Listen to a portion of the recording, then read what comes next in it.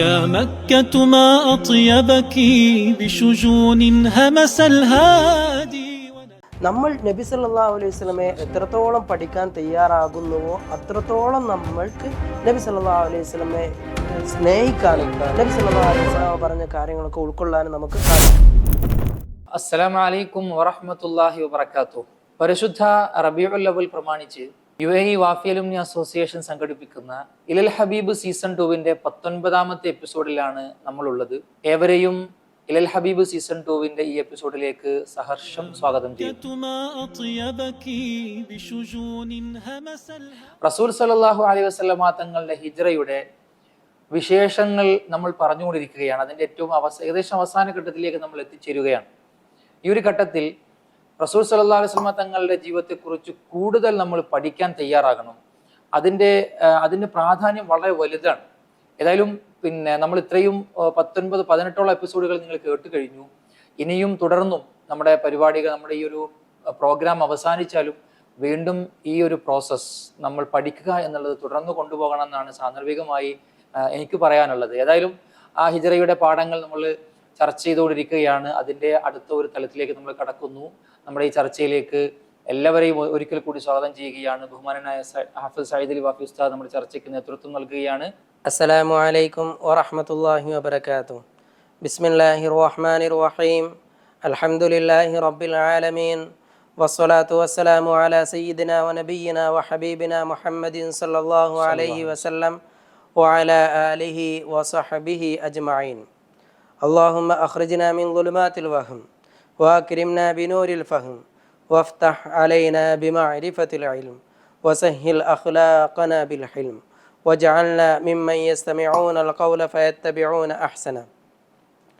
പ്രിയപ്പെട്ട നൗഫൽ വാഫി സൂചിപ്പിച്ചതുപോലെ ഇതിൻ്റെ ഒരു പ്രാധാന്യം അദ്ദേഹം ആമുഖത്തിൽ പറഞ്ഞു. ആ വിഷയത്തിൽ ഒന്നുകൂടി ചെറിയ കാര്യങ്ങൾ ആഡ് ചെയ്ത് പറയുകയാണ്. നമ്മൾ ഈ ഒരു 20 ദിവസത്തെ എപ്പിസോഡിൽ നബി സല്ലല്ലാഹു അലൈഹി വസല്ലമയുടെ ആ സുദീർഘമായ അല്ലെങ്കിൽ ആ ഒരു 63 വർഷക്കാലത്തെ വളരെ ചുരുങ്ങിയ കാലഘട്ടം മാത്രമാണ് നമ്മൾ ചർച്ച ചെയ്തത്. ഇതുപോലെ നബി സല്ലല്ലാഹു അലൈഹി വസല്ലമയുടെ ജീവിതത്തിന്റെ ജനനം മുതൽ വഫാത്ത് വരെ ചർച്ച ചെയ്യുകയാണെന്നുണ്ടെങ്കിൽ ഒരുപാട് സമയം വേണ്ടിയിരിക്കും. അതൊക്കെ നമുക്ക് ഈ ഒരു സമയപരിമിതി മൂലം നമ്മൾ അത്തരത്തിലുള്ളതൊന്നും എടുക്കുന്നില്ല.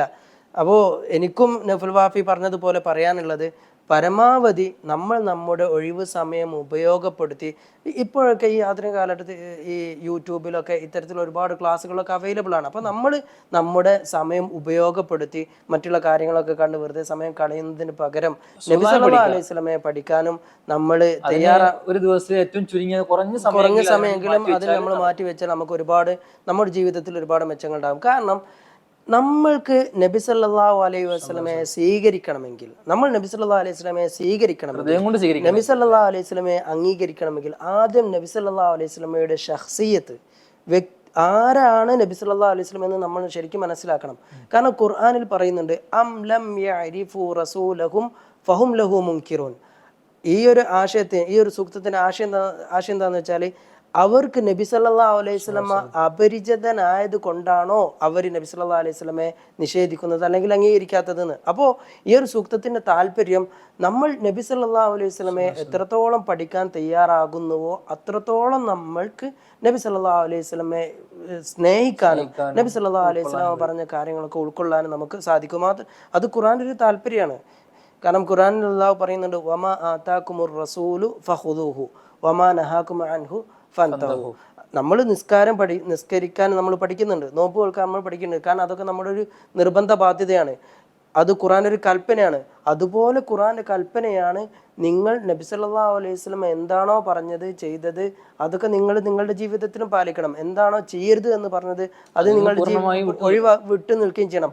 അത് മനസ്സിലാക്കണമെങ്കിൽ നബി സല്ലല്ലാഹു അലൈഹി വസല്ലമയുടെ ജീവചരിത്രം പഠിക്കേണ്ടതില്ല. അപ്പോൾ ഖുർആൻ പഠിക്കണമെങ്കിൽ നമ്മൾ തീർച്ചയായിട്ടും നബി സല്ലല്ലാഹു അലൈഹി വസല്ലമയുടെ ചരിത്രം കൃത്യമായിട്ട് പഠിച്ചിരിക്കണം. അത് നമ്മൾക്ക് പറയാനുള്ളത് ഈ ഒരു കേവലം 20 എപ്പിസോഡിൽ ഒന്നും ആവില്ല.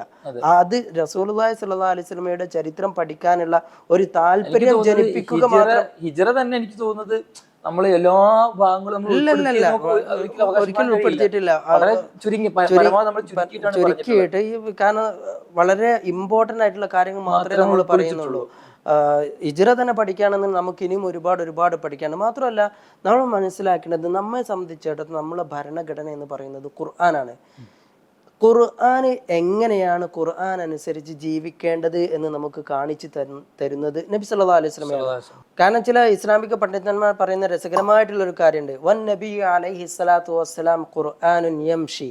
നബി സല്ലല്ലാഹു അലൈഹി വസല്ലമ സഞ്ചരിക്കുന്ന ഖുർആനാണ്. ആയിഷ റളിയല്ലാഹു തആല അൻഹ കാന ഖുലുഖുഹു അൽ ഖുർആൻ, ഖുർആനായിരുന്നു. അപ്പോൾ നമ്മെ സംബന്ധിച്ചിടത്തോളം നമ്മളെ ഒന്നാമത്തതും രണ്ടാമത്തതൊക്കെ ഖുർആനാണ്. ആ ഖുർആൻ നമ്മൾ ശരിക്കും നമ്മുടെ ജീവിതത്തിൽ പകർത്തണമെന്നുണ്ടെങ്കിൽ നമ്മൾ നബി സല്ലല്ലാഹു അലൈഹി വസല്ലമയുടെ ജീവചരിത്രം നമ്മൾ തീർച്ചയായിട്ടും പഠിച്ചിരിക്കണം. അത് താങ്കൾ പറഞ്ഞപ്പോൾ ജസ്റ്റ് അതിനൊരു ആഡിങ്സ് ആയിട്ട് ഞാൻ സൂചിപ്പിക്കുകയാണ്. ഇൻഷാ അല്ലാഹ് നമുക്ക് നമ്മുടെ ചരിത്രത്തിലേക്ക് തന്നെ വരാം.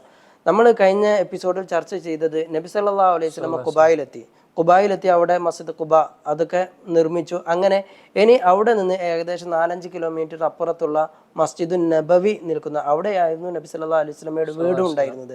അവിടേക്ക് നബി സല്ലല്ലാഹു അലൈഹി വസല്ലമ യാത്രയാവുകയാണ്. അവിടേക്ക് നബി സല്ലല്ലാഹു അലൈഹി വസല്ലമയെ അങ്ങേയറ്റം ആവേശത്തോടെയാണ് അവർ കൊണ്ടുപോകുന്നത്.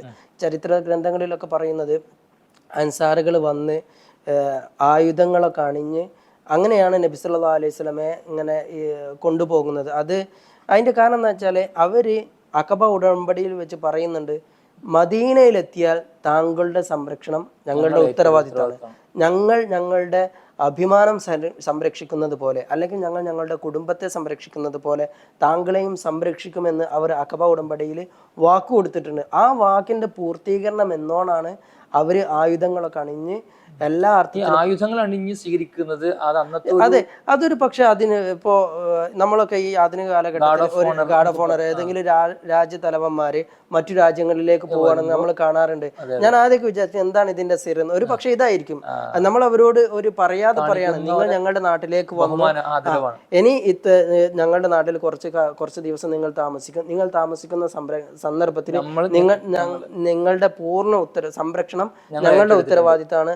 അതിന് ഞങ്ങൾ പ്രാപ്തരാണ്, ഞങ്ങൾ എല്ലാ അർത്ഥത്തിലും സംരക്ഷിക്കുമെന്ന അർത്ഥത്തിലായിരിക്കാം ഒരു പക്ഷെ ഈ ഒരു ഗാർഡ് ഓഫ് ഓണർ ഒക്കെ കൊടുക്കുന്നത്. അങ്ങനെ ആയിരിക്കാം. ഏതായാലും ഇവിടെ ചരിത്രത്തിൽ നമ്മൾ കാണുന്നത് നബി സല്ലല്ലാഹു അലൈഹി വസല്ലമക്ക് ഇങ്ങനെ കൊടുക്കുന്നത്, അവരിങ്ങനെ ഒരു ആയുധങ്ങളൊക്കെ അണിഞ്ഞ് എല്ലാ അർത്ഥത്തിലും ഒരു സുരക്ഷിതത്വം നൽകിയാണ് നബി സല്ലല്ലാഹു അലൈഹി വസല്ലമ അവര് മദീനയിലേക്ക് കൊണ്ടുപോകുന്നത്.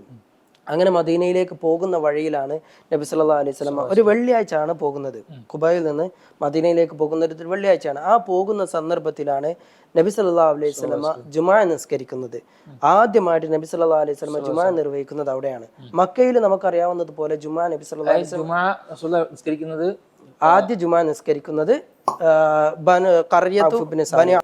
ആ ഒരു ഇന്ന് അവിടെ ഒരു മസ്ജിദ് ഉണ്ട്, മസ്ജിദുൽ ജുമാ എന്ന് പറഞ്ഞ ഗൂഗിളൊക്കെ സെർച്ച് ചെയ്താൽ ആ പള്ളി നമുക്ക് കാണാൻ സാധിക്കുന്നതാണ്. അവിടെ ഇന്ന് ആ ഒരു പേരിൽ പള്ളിയൊക്കെ ഉണ്ടാക്കിയിട്ടുണ്ട്, മസ്ജിദ് ഉണ്ടാക്കിയിട്ടുണ്ട്. വിട്ടിട്ട് പോകുന്ന വഴിയിലാണ് അതെ, മദീനയിൽ എത്തുന്നതിന് മുമ്പ് അവിടെ വെച്ച് നബി സല്ലല്ലാഹു അലൈഹി വസല്ലം ജുമാ നിസ്കരിക്കുന്നത്. ആദ്യമായിട്ട് നബി സല്ലല്ലാഹു അലൈഹി വസല്ലം ജുമാ നിസ്കരിക്കുന്നത് അവിടെയാണ്. ചരിത്ര ഗ്രന്ഥത്തിൽ പറയുന്നത് പ്രകാരം ഏകദേശം 100 ആൾക്കാർ നബി സല്ലല്ലാഹു അലൈഹി വസല്ലമയുടെ കൂടെ അന്ന് ജുമാ ഉണ്ടായിരുന്നു. മാത്രമല്ല ആ ജുമയിൽ വളരെ അസ്ഗറായിട്ടുള്ള, വളരെ ഷോർട്ടായിട്ടുള്ള ഒരു ഖുതുബ നബി സല്ലല്ലാഹു അലൈഹി വസല്ലം നിർവഹിക്കുന്നുണ്ട്. ആ ഖുതുബയിലൊക്കെ ദാനധർമ്മത്തെക്കുറിച്ച് നബി സല്ലല്ലാഹു അലൈഹി വസല്ലം ധാരാളമായി സംസാരിക്കുന്നുണ്ട്. കാരണം നബി സല്ലല്ലാഹു അലൈഹി വസല്ലം മദീനയിൽ എത്തിയാൽ അവിടെ ഒരു രാഷ്ട്രം രൂപീകരിക്കേണ്ടതുണ്ട്. ആ രാഷ്ട്ര രൂപീകരണത്തിനുള്ള ഒരുപാട് ഭൗതിക സമ്പത്ത് അനിവാര്യമാണ്. അതൊക്കെ മുന്നിൽ കണ്ടുകൊണ്ടായിരിക്കാം നബി സല്ലല്ലാഹു അലൈഹി വസല്ലമ ഇങ്ങനെ അവിടെ ദാനധർമ്മത്തെ കുറിച്ച് കൂടുതലായിട്ട് സംസാരിക്കുന്നത്. അങ്ങനെ നബി സല്ലല്ലാഹു അലൈഹി വസല്ലമ ആ ജുമുഅ കഴിഞ്ഞ് നേരെ മദീനയിലെ മസ്ജിദ് നബവി, ഇന്ന് മസ്ജിദ് നബവി ഉള്ള ആ സ്ഥലത്ത് നബി സല്ലല്ലാഹു അലൈഹി വസല്ലം എത്തുകയാണ്. അവിടെയാണ് നബി സല്ലല്ലാഹു അലൈഹി വസല്ലം വീടൊക്കെ നിർമ്മിക്കുന്നത്. എനിക്ക് തോന്നുന്നു ഇൻഷാ അല്ലാഹ് ഇനി അടുത്ത ക്ലാസ്സോട് കൂടി നമുക്ക് അവസാനിക്കാം. അഥവാ നബി സല്ലല്ലാഹു അലൈഹി വസല്ലം അവിടെ വീട് നിർമ്മിക്കുന്നതും അതുവരെ നബി സല്ലല്ലാഹു അലൈഹി വസല്ലം താമസിച്ചതും മറ്റു കാര്യങ്ങളൊക്കെയാണ് ഇൻഷാ അല്ലാഹ് അടുത്ത ലാസ്റ്റ് എപ്പിസോഡ് നമ്മൾ ചർച്ച ചെയ്യാൻ. അതിന്റെ നമ്മളെ ഹിജ്റയുടെ ഏകദേശം ഒരു എൻഡിലേക്ക് നമ്മൾ എത്തിക്കൊണ്ടിരിക്കുകയാണ്. അതിന്റെ ഏറ്റവും ലാസ്റ്റ് മൊമെന്റ്സ് എന്തൊക്കെയാണ് എന്നുള്ളത് നമുക്ക് ഇൻഷാ അല്ലാഹ് അടുത്ത എപ്പിസോഡിലാണ് നമ്മൾ ചർച്ച വരുന്നത്. റസൂലുള്ളാഹിനെ ഒട്ടകം മുട്ടുകുത്തുന്നതും റസൂലുള്ളാഹി അവിടെ വീടും മറ്റു കാര്യങ്ങളൊക്കെ സൗകര്യപ്പെടുത്തുന്നതും റസൂലുള്ളാഹിനെ അവര് ഒരു സ്വീകരണത്തിന്റെ എൻഡ് ഭാഗമൊക്കെ നമുക്ക് ഇൻഷാ അല്ലാഹ് അടുത്ത ഒരു എപ്പിസോഡിൽ നമുക്ക് ചർച്ച ചെയ്യാം. ഏതായാലും നമ്മൾ ഓരോ എപ്പിസോഡുകളും വളരെ കുറഞ്ഞ സമയത്തെ ഒരു പരിമിതി ഉള്ളത് കൊണ്ടാണ് നമ്മൾ കുറഞ്ഞ സമയമാക്കി ചുരുക്കിയിട്ടുള്ളത്. നിങ്ങൾക്ക് സൗകര്യമായിട്ട് കാണാനും ഗ്രഹിക്കാനും കാര്യങ്ങൾ ഉൾക്കൊള്ളാനും ഒക്കെ വേണ്ടിയിട്ടാണ് നമ്മൾ കുറഞ്ഞ സമയത്തിൽ തന്നെ പരമാവധി നമ്മുടെ ഈ എപ്പിസോഡുകൾ വൈൻഡപ്പ് ചെയ്തുകൊണ്ടിരിക്കുന്നത് എന്ന് മനസ്സിലാക്കുക, കൂടുതൽ പഠിക്കുക, മനസ്സിലാക്കുക. നേരത്തെ പറഞ്ഞതുപോലെ ചരിത്രം, റസൂലുള്ളാഹിനെ കുറിച്ചുള്ള പഠനം എന്നുള്ളത് അത് മറ്റാരെങ്കിലും കുറിച്ച് പഠിക്കുന്നത് പോലെ അല്ല. ലോകത്ത് ഒരു നേതാവിനെ കുറിച്ച് പഠിക്കുന്നത് പോലെയല്ല, വേറൊരു സൃഷ്ടിയെ കുറിച്ച് പഠിക്കുന്നത് പോലെയല്ല, ഏതെങ്കിലും ഒരു മലക്കിനെ കുറിച്ച് പഠിക്കുന്നത് പോലെയുമല്ല. അതിനേക്കാളൊക്കെ ഉപരി ലോകത്ത് മുഴുവനും സൃഷ്ടിക്കപ്പെടാൻ കാരണക്കാരനായി, അല്ലെങ്കിൽ ഈ ലോകത്തിന്റെ മുഴുവനും കാരുണ്യമായി അള്ളാഹു റബ്ബുൽ ഇസ്സത്ത് നമുക്ക് സമ്മാനിച്ച, നമ്മുടെ എല്ലാ ഹൃദയത്തിലെ രാജകുമാരനായി ഇന്നും പരിലസിക്കുന്ന ബഹുമാനനായ റസൂൽ സല്ലല്ലാഹു അലൈഹി വസല്ലം തങ്ങളെ കുറിച്ച് പഠിക്കുവാനാണ്. അത് പഠിക്കാൻ വേണ്ടി നമ്മൾ സമയം എത്ര ചെലവഴിച്ചാലും അതൊന്നും ഒരിക്കലും വെറുതെ ആവില്ല. അതൊക്കെ നമ്മുടെ ഹസനാത്തിന്റെ ഏടുകളിൽ വലിയ വലിയ സവാബുകൾക്ക് കാരണമായിക്കൊണ്ടേയിരിക്കും. കൂടുതൽ പഠിക്കാനും മനസ്സിലാക്കാനും ആ വഴി പിന്തുടരാനും പഠിച്ചാൽ മാത്രം പോരല്ലോ, അത് നാഫി ആവണം, അത് കൃത്യമായി അനുധാവനം ചെയ്യാൻ നമുക്ക് കഴിയണം. അപ്പോഴാണ് നമ്മുടെ അറിവ് കൊണ്ട് നമുക്ക് ഉപകാരം ഉണ്ടാവൂ. അതുകൊണ്ട് എല്ലാവരും, എല്ലാ സഹോദരങ്ങളും നമ്മൾ എത്രയോ സമയങ്ങൾ നമ്മൾ പല കാര്യങ്ങൾക്ക് വേണ്ടി ഉപയോഗപ്പെടുത്താറുണ്ട്. ഇതിനു വേണ്ടി നമ്മുടെ ഹബീബ് നമുക്ക് വളരെ പ്രിയപ്പെട്ടവനാണല്ലോ, ആ റസൂലുള്ളാഹിനെ പഠിക്കാൻ വേണ്ടിയിട്ട് നമുക്ക് സമയം കണ്ടെത്താൻ കഴിയണം. അള്ളാഹു അനുഗ്രഹിക്കുമാറാകട്ടെ. അസ്സലാമു അലൈക്കും വറഹ്മത്തുള്ളാഹി തആല വബറകാതുഹു. أنادي لكن نداء الحق سما ودروب النصر له رسما من ينصر مولاه سيمضي في الكون سعيدا مبتسما لكن نداء الحق سما ودروب النصر له رسما من ينصر مولاه سيمضي في الكون سعيدا مبتسما.